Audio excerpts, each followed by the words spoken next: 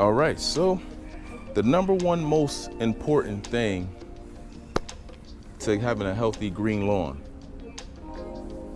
is water. I know it sounds very simple, but are you guys doing it correctly? Now, I know some of you guys might already know that. If you guys want to click out the video because you already know that that's the answer, then by all means, you guys can click out. But if you guys want to stay for some information, for some key information, please do so. Please also like the video, subscribe to the channel, hit the notification bell, and stay tuned. All right, so like I said to you guys, the main key to having a green lawn all summer long is water. But the key to it is, how are you getting that water on the lawn? And how much are you getting on the lawn? Are you guys following the proper steps? Well, the key to getting that water on the lawn, somehow you have to get yourself some kind of sprinkler system. I got a little basic AquaJoe that I bought out of a big box store that hooks right up to the water hose. It goes right in the center point of my yard, and it's just gonna go back and forth. And that works for my yard. Now, it's different watering systems. You gotta find the right one for your guy's yard.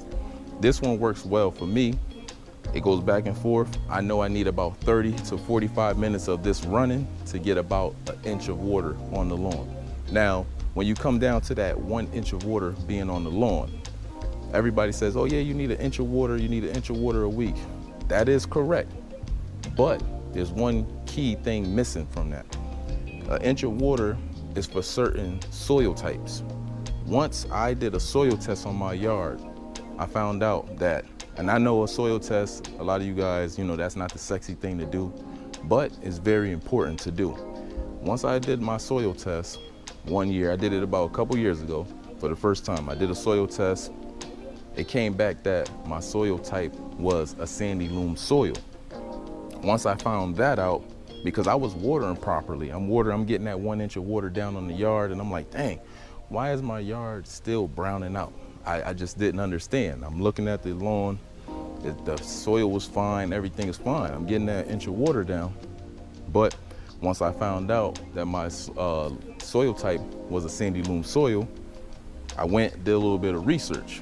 So now when I researched and went and looked into the sandy loam soil, I realized, well, from the information that I read, that the sandy loam soil basically soak in water like it's no other.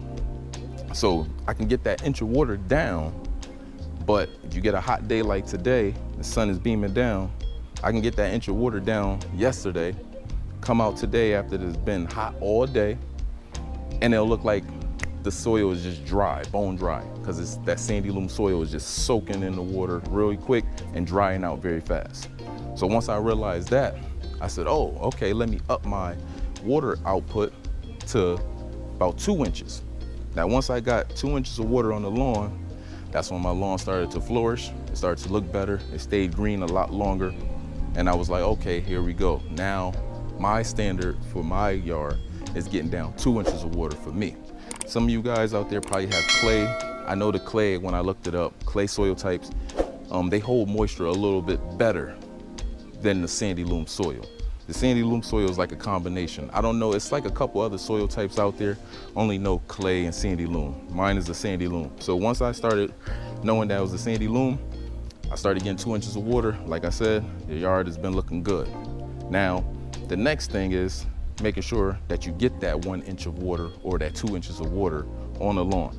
Now, when I was going out, before I had the rain gauges or before I was putting the tuna can, I would just sit the water sprinkler right in the middle of the center of the grass, and I'm letting it go.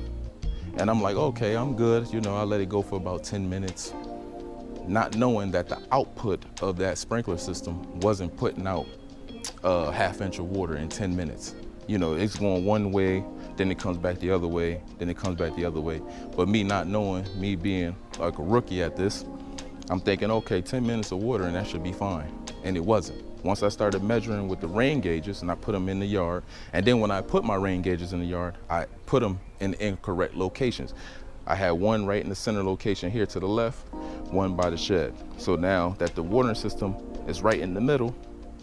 I'm watering back and forth, watering back and forth. So now when I get an inch of water in the rain gauge, I come out and look, I got a 1/2 inch to an inch. I'm like, okay, that's fine. No, that was improper because my corners were burning out.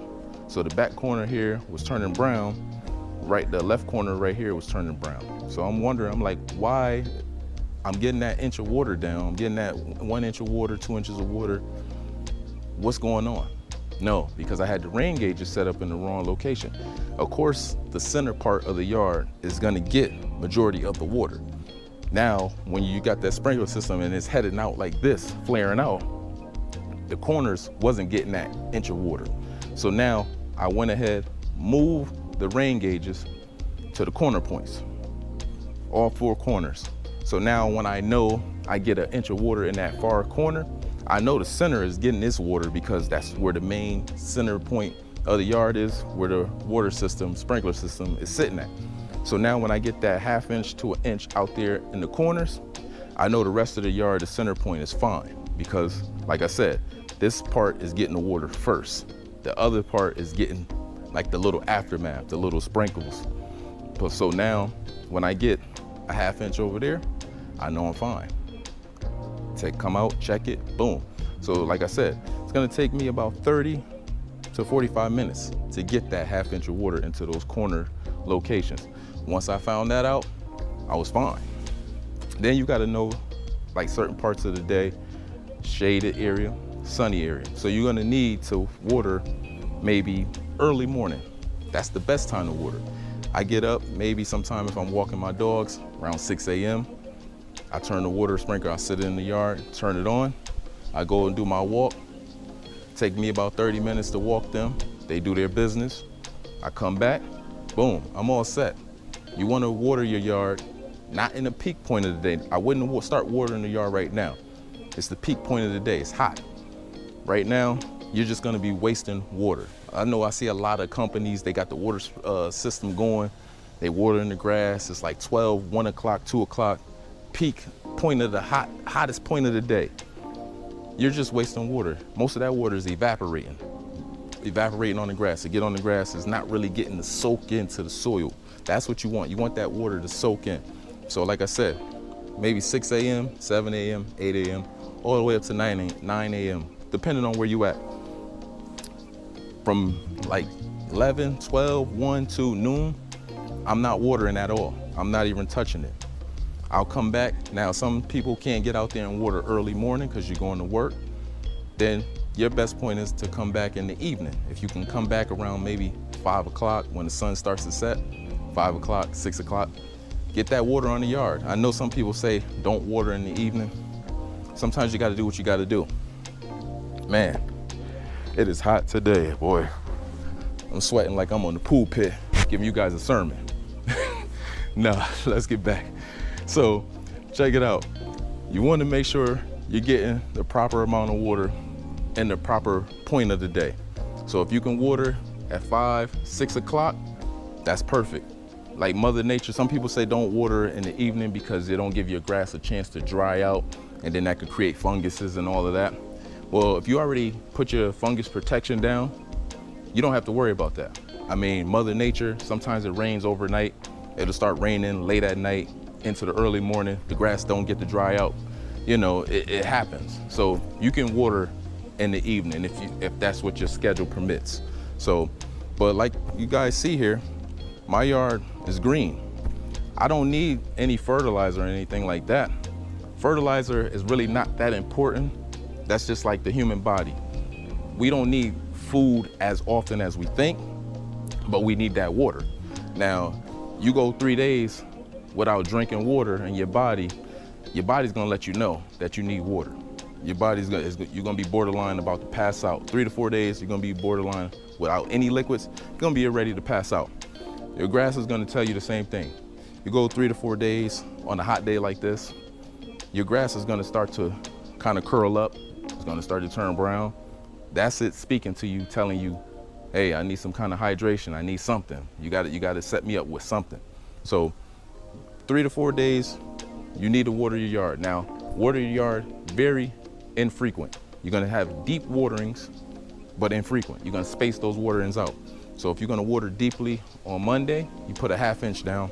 Monday, you might give it Wednesday, come back, put another 1/2 inch, or you can come back, put the whole inch on, like say if I'm doing it, I'm gonna get an inch down on Monday, boom, I'm coming back maybe Thursday, put another inch down, I'm all set. Now, like for you guys, if you wanna put a 1/2 inch one day, but you wanna make sure you're watering deeply. That's the important part. You don't wanna water every single day because now you're not giving your grass, the roots, a chance to grow deep and search for that water down in the soil. That's the important part. You're teaching your grass to be drought tolerant. So if you watering every single day, those roots are staying maybe an inch below the surface in that soil. You get one hot day, boom, your grass is brown because your grass, you trained your grass to sit at the base, or sit at the top, the surface level of the soil. You want to make sure it's digging down deeply. Now, when you train your grass to basically be drought tolerant and them roots grow real deep, then you could probably miss a day of watering and your grass will be fine because you done trained it. Now, it doesn't mean you can do it all the time, but a 1 day of missing the watering cycle, your grass won't start to brown out. Like I said, I didn't feed my grass until a couple weeks ago when I put the Stay Green fertilizer down. All I was doing was watering properly and mowing the grass frequent. I was mowing the grass 2 to 3 times a week, watering deeply twice a week. The grass was dark green.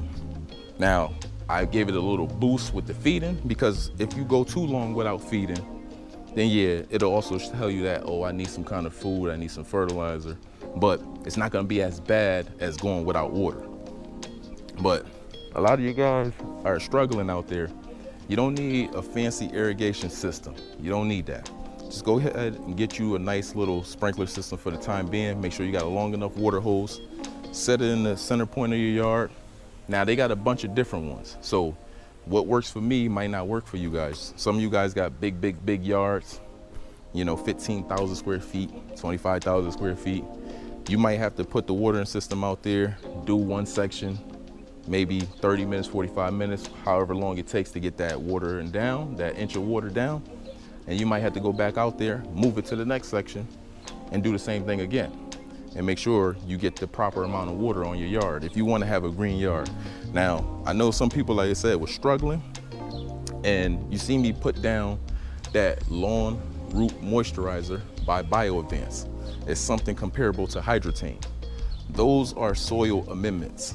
Those are not to stop you from watering, but those are supposed to help the lawn retain moisture longer. So say if you put that down and you was watering the yard three times a week, you might be able to go down to 2 times a week using those supplements. Those are just supplements, some kind of amendments, soil amendments. Those are not the end all be all. You don't want to just put those down and then say, hey, that product didn't work because I put it down, but I didn't water no more. And then you blame it on the product. It's not the product's fault. You still need to get some watering down. So get yourself a basic sprinkler system, something that fits your budget, something that fits your yard. Make sure you're measuring out the proper amount of water, whether you're using rain gauges, a tuna can. The tuna can is 1 inch. So that's all you really need. Make sure you're getting it down on your yard, mowing the grass, and you can have a green yard. It's very simple, but the whole thing about it, make sure you're having fun. This is all supposed to be fun. You don't have to spend big money. I buy a lot of big box store products, use them. My lawn is fine for me. I'm happy with it. Just make sure you're happy with what you got. Make sure, that's all that matters. So I hope you guys enjoyed this video. Please hit the like button, subscribe to the channel, hit the notification bell so you'll be in tune when I do drop another video. And hope you guys enjoy it. Take care, go out there in the yards, get your yard together. So stay tuned.